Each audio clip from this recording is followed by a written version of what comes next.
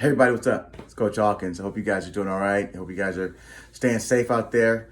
We're going to do something while we're doing our distance learning, and it's entitled Wednesday's Words of Wisdom with Coach Hawkins. So every Wednesday until we get back to school, I'll come share a few words with you, a few thoughts with you, words of inspiration to help us during these times, just to infuse us with some inspiration. But before I get started with that, I just want to say you guys are doing a great job.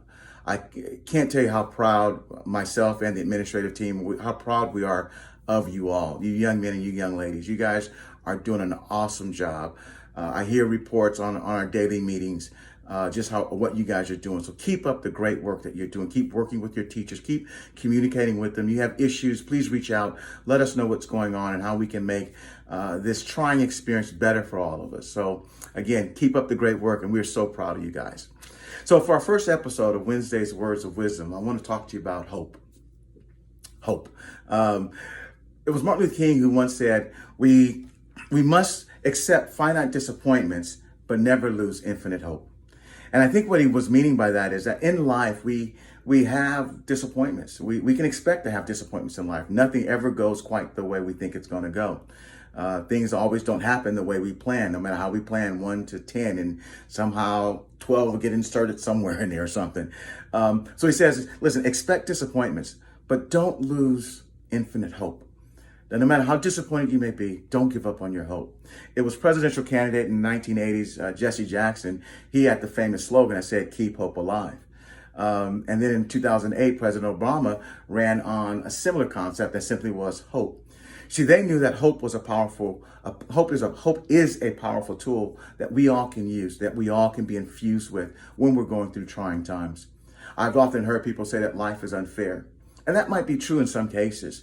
But no matter how unfair it may seem, with hope will allow us to get through. Listen, I know that there are people that have major situations happen to their lives, but yet they came through on the other side more successful than what they went in. And how did that happen? They had hope. They persevered. They fought hard for their future. They fought hard for their dreams. They fought hard for the things that they can't control. There's some things that are just beyond our control. But that doesn't mean that when we encounter something that's beyond our control, that we have to give up. Keep fighting, keep persevering, and keep going through. It was David Orr that said these words, that hope is an action word with it, or let's see, how he said, hope is a verb with its sleeves rolled up. I love that, because what that tells me is that when you're infused with hope, when you're going through, you're willing to fight for what you want. You're willing to hold on, stay in there, stay in the fight, and keep pushing, and keep fighting for it. So hope is powerful. Hope is powerful. So during these times, we can't give up on hope. We can't give up and say, oh man, this is happening and that's happening. We have to stay full of hope. Now, hope isn't wishful thinking. Let me just clear that up right now. It isn't, I hope that's going to be okay. No, but what hope says, I believe everything is going to come out okay. Let me give that to you again. Hope says, I believe everything's going to come out okay. Even though I may not know the end result, I may not know what the final outcome will be, I simply believe it's going to be okay.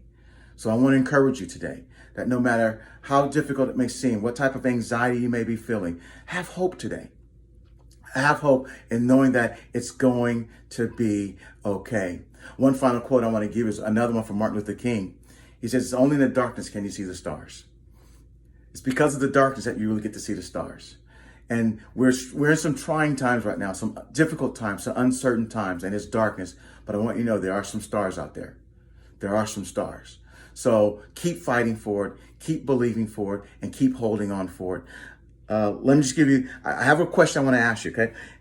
If hope is a verb, what actions do you need to take to keep hopeful?